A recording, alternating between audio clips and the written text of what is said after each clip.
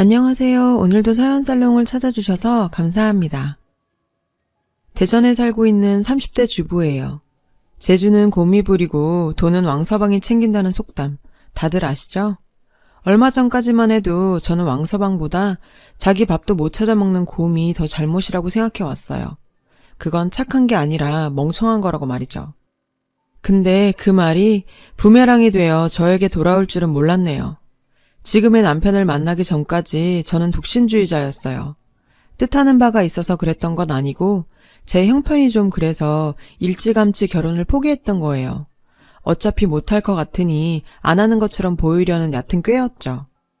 결혼 전까지 전 엄마와 단 둘이 살았어요. 중학교 2학년 때 아빠가 돌아가시고 그때부터 엄마와 저는 쭉 단 둘이 살았어요. 하늘 아래 가족이라곤 우리 둘뿐이었어요. 엄마, 아빠 모두 부모님이 안 계신 탓에 그 흔한 사돈의 팔촌 같은 먼 친척도 하나 없이 말이에요. 명절에도 찾아놓은 손님 하나 없었고 찾아갈 친척집도 없었어요. 사실 저희 친정 부모님은 보육원 출신이세요. 두 분은 어린 시절 같은 보육원에서 만나 함께 자란 사이로 고등학교를 졸업하고부터 서로 의지하며 살아오셨죠. 엄마는 아빠의 유일한 가족이었고 아빠는 엄마의 유일한 가족이었어요. 그러다가 제가 세상에 태어났고 그렇게 온전한 가정을 이루게 되자 두 분은 세상 부러울 것 없이 행복해 하셨대요. 하지만 행복이 크면 하늘이 시샘한다죠. 그 행복은 그리 오래가지 못했어요. 아빠가 퇴근길에 뺑소니 차량에 치여 세상을 떠나셨거든요. 단란했던 우리 가족은 하루아침에 산산조각이 나고 말았어요. 젊은 나이에 청성 과부가 된 엄마는 남편 잃은 슬픔에 취할 겨를도 없이 어린 딸을 데리고 살기 위해서 밤낮 없이 일을 해야 했어요. 배운 것도 기술도 없는 엄마는 몸으로 뛰는 일을 해야 했기 때문에 밤마다 끙끙 앓아야 했어요. 그러면서도 악착같이 벌어서 절 치대까지 보내셨어요. 등록금에 실습비랑 재료비까지 학기당 900만 원 가까운 돈이 들어갔으니 학자금 대출을 받아도 늘 부족했죠. 부족한 돈은 늘 엄마가 채워야 했고요. 엄마의 그런 노고는 제가 병원에 취직해 돈을 벌기 시작하면서야 끝이 났어요. 학자금 대출 상환도 불과 2년 전에 끝이 났습니다. 상황이 이렇다 보니 그동안 모아놓은 돈도 없고 더군다나 나 혼자 행복 찾자고 엄마 혼자 두고 어떻게 결혼을 하겠어요. 엄마는 딸 신세 지기 싫다며 끝까지 일을 한다고 하셨지만 젊은 시절 삶이 고됐던 탓에 몸이 아주 건강하진 않으시거든요. 저마저 떠나면 엄마는 또다시 세상에 혼자 버려지는 꼴인데요. 그래서 전 결혼을 포기하고 엄마와 함께 살기로 마음먹었죠. 그러던 어느 날이었어요. 원장님이 뜬금없이 맞선을 보라더군요. 제 사정을 잘 알고 계신 터라 아무 자리나 주선하진 않으실 거란 건 잘 알고 있었지만 그래도 제 상황에 결혼은 좀. 남주기 아까운 자리라 그래. 내 대학 동기 병원 사무장인데 학벌도 괜찮고 사람도 참 괜찮아. 게다가 연봉도 어지간한 의사들보다 세. 집이며 차 있을 건 다 있으니까 혼수 걱정할 필요도 없고 그쪽에서 몸만 들어오래. 다 준비됐다고. 세상에 이런 혼처가 또 어딨어? 게다가 처남이라서 자기가 원한다면 장모도 모시고 살겠다더라고. 어때? 괜찮지? 원장님 말씀대로 괜찮은 혼처였어요. 특히 저한테는 더더욱. 그래서 의심이 갔어요. 요즘 세상에 집에 차에 살림살이에 다 있으니 몸만 오라는 남자가 있을까요? 자기가 뭔가 부족하면 몰라도 직장 탄탄하고 연봉도 의사인 저보다 높은데? 뭔가 큰 오점이 있거나 꿍꿍이가 있거나 둘 중 하나겠죠. 마음에 내키진 않았지만 원장님 닭달에 하는 수 없이 전 맞선 장소로 향했어요. 그런데 하나 맞지? 땡땡초등학교 6학년 3반 오하나. 나 모르겠어? 민철이야, 유민철. 너랑 3년 동안 같은 반이었는데 기억 안 나니? 이름을 들었을 땐 잘 모르겠더니 얼굴을 보니 어렴풋이 기억이 나더군요. 워낙 조용한 아이여서 존재감은 없었지만 착하고 반듯한 아이였죠. 원장님께는 내가 부탁드렸어. 너랑 선자리 마련해달라고. 사실 나 오래전부터 너 좋아했거든. 남편은 수줍게 웃으며 말했어요. 수수한 그 모습을 보니 어린 시절 모습이 보이더군요. 그제서야 떠올랐어요. 늘 제 주변을 맴돌며 말 한마디 못 걸고 머뭇거리던 남편의 모습이요. 방과 후 친구들과 구름사다리를 타다가 떨어져서 발목을 접질렸을 때 어디선가 나타나 절 업고 양호실로 달려갔던 것도 남편이었죠. 그래서 말인데 괜찮다면 결혼을 전제로 나랑 만나보지 않을래? 너도 나도 나이도 있고. 아니 그렇다고 나이 때문에 만나자는 건 아니고. 얼굴이 벌겋게 된 남편은 수줍어서 고개도 못 들고 안절부절했어요. 그 모습이 어린 시절 그대로였죠. 전 그런 남편이 싫지 않았어요. 그날 이후 우린 몇 번의 만남을 가졌어요. 결혼을 하려고 마음먹었던 건 아니고 아무래도 동창이다 보니 마음 터놓고 얘기할 수도 있고 공유하는 기억도 많아서 만나면 즐겁고 편했거든요. 그렇게 우린 서서히 가까워졌고 2년쯤 지나 결혼 얘기가 오갔죠. 제 처지를 잘 아는 남편은 장모를 모시고 살겠다며 직접 자기 부모님들 설득에 나섰어요. 완강히 반대를 하시던 시어머니는 남편 몰래 집으로 저를 부르셨어요. 그리곤 혼자 몸으로 시집을 오든지 아니면 헤어지라시더군요. 의사면 뭐해? 월급쟁이 동네 치과의사에 가진 것도 쥐뿔도 없는데 난 그런 의사 며느린 트럭으로 준대도 싫다 얘. 키껏 애써서 자식 새끼 키워놨더니 뭐? 장모랑 살아? 어디서 언감생심 귀한 남의 아들 날로 먹으려고 들어? 길 닦아놨더니 뭐가 먼저 지나간다고 아주 그 짝이야. 암튼 난 이 결혼 반대다. 한치도 물러서지 않을 것 같은 시어머니 탓에 울기도 많이 울었어요. 하지만 저로서도 내 엄마가 걸린 문제니 쉽게 물러설 순 없었죠. 하는 수 없이 전 남편한테 헤어지자고 말했어요. 남편도 저도 부모한테 못할 짓이니까요. 이러다간 서로 간의 상처는 더 커질 테고 그렇게 성사된다고 한들 행복할 수 있겠어요? 그러니 지금이라도 그만두는 편이 낫겠다고 말이에요. 그렇게 이별을 하고 일주일쯤 지났을까? 시어머니한테 전화가 왔더군요. 저희 집 근처에 오셨다고 나오라네요. 결혼도 관두기로 한 마당에 더 이상 꿀릴 것도 없었죠. 그래서 나갔어요. 내가 졌다. 내 새끼가 너 아니면 안 된다고 차라리 굶어 죽겠다는데 내가 무슨 수로 버티겠니? 누군 팔자 좋아서 딸년 낳고도 사위 부리고 사는데 누군 아들을 둘이나 낳고도 며느리 수발 하나 못 받고 살고. 아우 지질이 복도 없는 년. 시어머니는 카페에서 2시간 넘게 신세한탄을 하시다 돌아가셨어요. 그렇게 우리는 힘겹게 결혼에 골인했고 결국 친정엄마를 모시고 살게 됐어요. 비록 저한테 험한 소리 하시며 결혼을 반대하시긴 했지만 결과적으로 모든 걸 다 양보하신 것도 시어머니잖아요. 그래서 어머님 기 좀 살려드리려고 친구분들 모임 있을 때 따라 나가서 식사 대접도 해드리고 목걸이며 반지도 사서 끼워드리고 했어요. 그뿐인가요? 어머님 아버님 임플란트도 다 해드렸고요. 그랬더니 어머님도 노력하는 제가 예뻐 보이셨던지 절 대하시는 게 전보다 많이 부드러워지셨어요. 엄마는 시부모님께 미안해 하시면서도 한편으론 사위한테 무척 고마워하셨죠.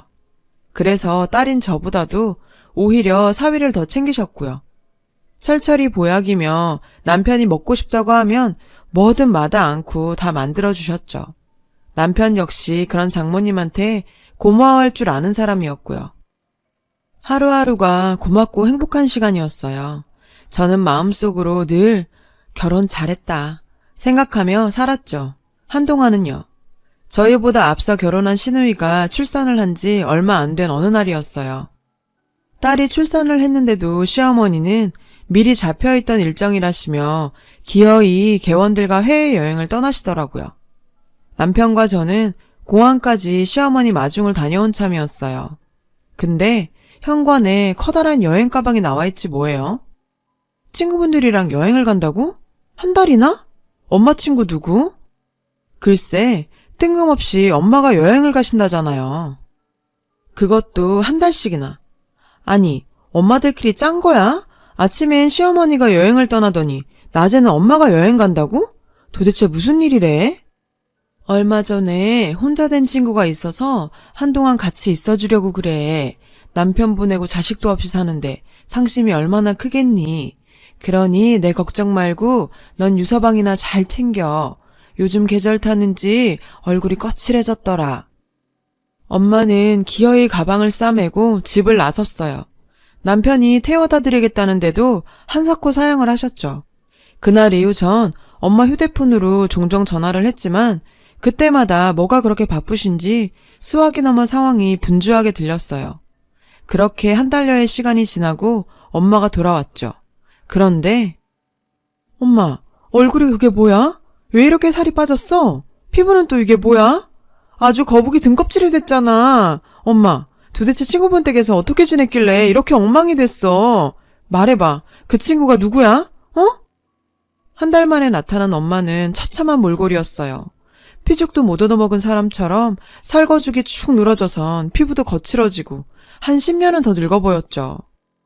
속상한 마음에 전 엄마한테 잔소리를 퍼부었죠. 그리곤 그 친구 전화번호 대라며 고래고래 소리까지 쳤어요. 하지만 엄마는 입을 꾹 다문 채 아무 말도 하지 않았어요. 그때 의심했어야 했는데. 좋아, 엄마 맘대로 해. 근데 나 이렇게는 가만히 못 있어. 그러니까 아무 말 말고 나 따라와. 전 그 길로 엄마를 모시고 한의원에 갔어요. 맥을 짚어보니 기력이 많이 쇠해졌고 수면 부족에 영양상태 부족이라고 하더군요. 그 말에 화가 치밀어 올랐지만 꼭 참았어요. 그리고는 엄마 드실 보약을 지어왔어요. 일단 엄마 몸부터 추스르는 게 급선무니까요. 회사에서 돌아온 남편 역시 엄마를 보곤 깜짝 놀라더군요. 그런 남편을 보자 엄마는 괜찮다는 말만 되뇌시곤 방으로 들어가셨고요. 그리고 그날 밤 잠결에 깨어보니 주방 쪽에서 남편 목소리가 들리더라고요. 식탁에 앉아 누군가 통화를 하고 있었죠. 여보, 안 자고 뭐해? 남편은 절 보자 귀신 본 사람처럼 놀라더군요. 그리곤 전화를 끊었어요. 전 그 모습을 보자 의심스러웠어요. 그래서 물었죠. 누구랑 통화해? 남편이 아무것도 아니라면서 자리에서 일어나길래 남편 휴대폰을 뺏어 보니 신우이랑 통화했더라고요. 치, 아가씨랑 통화했으면 그렇다고 말하면 될걸. 그렇게 그날의 상황은 일단락이 됐고 예전의 일상으로 돌아가게 됐어요. 그리고 신우이 아이의 100일을 며칠 앞둔 날이었어요. 출근을 하려는데 전화벨이 울리더군요. 서방님, 웬일이세요? 아침 일찍 전화를 다 주시고. 신우이 남편이 전화를 했더라고요. 지난번엔 사돈어른 덕분에 정말 감사했습니다. 장모님께서 집사람 산후조리 해주신다고 해서 저흰 철석같이 믿고 있었는데 나몰라라고 여행 떠나실 줄 누가 알았겠어요. 그나저나 집사람 산후조리 도와주시느라 사돈어른 힘드셨을 텐데 몸은 좀 어떠세요? 네? 맙소사. 그러니까 저희 엄마가 여행을 갔던 게 아니라 신우이 산후조리를 돌봐주러 갔던 거였어요. 그것도 시어머니 대신에. 근데 더 웃긴 건 뭔지 아세요? 사실 집사람이나 저나 산후조리원에 들어가는 게 더 낫죠. 거기서야 체계적으로 봐주니까요. 근데 굳이 장모님께서 본인이 봐주신다고 하셔서 참. 돈 때문인 거 누가 모르나요? 장모님 돈 욕심 많은 거야 하루 이틀 아닌데 저희요 산후조리원 시세 알아보고 그만큼 장모님께 돈 드렸어요. 거기서 얼마 정도 떼어 드실 거란 생각은 했지만 사돈어른께 한 푼도 안 드리고 전부 꿀꺽 하실 줄은 몰랐죠.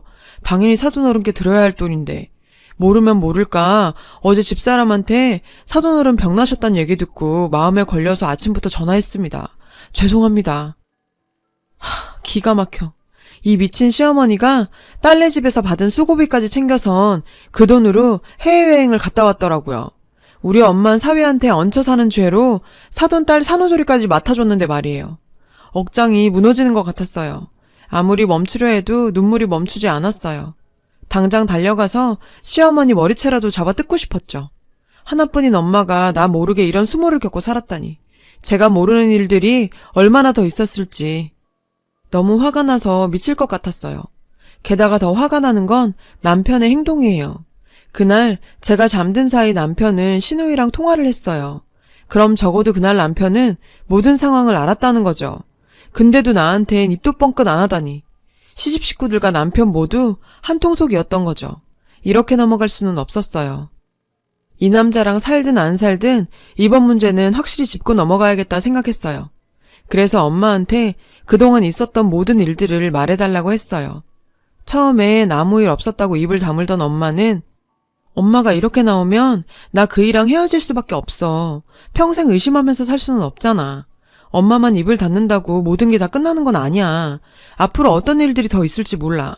그리고 그땐 엄마뿐 아니라 나도 엄마가 당한 그대로 당하게 될 거라고. 자식 때문에 참지 마, 제발. 엄마가 그러는 거 나 위하는 거 아니야. 나도 똑같이 그 사람들이 만만하게 부릴 수 있는 호구 취급밖에 하는 거라고.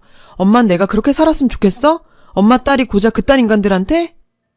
그제서야 엄마는 울음을 터뜨리시며 오열하셨어요. 그리곤 지금까지 있었던 모든 일을 저에게 얘기해 주셨죠. 인간들이 아니었어요. CM인연이나 그 딸년이나. 남편은 자기네 식구들이 우리 엄마한테 했던 행동들을 다 알면서도 귀를 닫고 입을 닫고 눈을 감아왔더라고요. 얼마 전 드라마에 나왔던 대사가 떠오르더군요. 침묵하는 자 모두가 공범이다. 결국 남편도 공범이었어요. 시누이 딸내미 100일날 전 아무 일 없는 것처럼 평소와 똑같은 모습으로 남편과 함께 식당으로 향했어요. 시부모님들과 시누이 내에는 이미 와 있더군요. 시어머니는 제가 사드린 반지며 목걸이, 그 밖의 금부치들을 주렁주렁 달고 나왔더군요. 에센스를 얼마나 쳐발랐는지 번들거리는 얼굴이 욕심 많은 돼지 같았어요. 시누이가 딸내미를 데리고 식탁 중앙으로 나왔어요. 그리곤 선물을 수거하기 시작했죠. 아버님은 현금 봉투를 주셨어요. 꽤 두툼하더군요. 시누이는 좋아서 죽을라 그랬죠. 지 엄마를 닮아서 돈 욕심이 많거든요. 다음은 저희 차례였죠. 작은 언니인 선물인가 보네, 상자인 거 보니. 설마 속옷이나 옷, 그런 싸구려로 때우려는 건 아니죠? 그럴 리가요. 보면 모르긴 해도 입이 떡 벌어질 거예요. 시누이는 그 말에 신이 나서는 제가 건넨 상자를 열었어요. 하지만 이내 표정이 굳어버렸죠. 작은 언니, 이게 뭐예요? 청구서? 놀랐는지 목소리까지 갈라지더라고요. 뭐긴 뭐예요? 보면 몰라요? 청구서잖아요. 그쪽이 우리 엄마 데려다가 산후도우미로 부려먹은 거에 대한 청구서.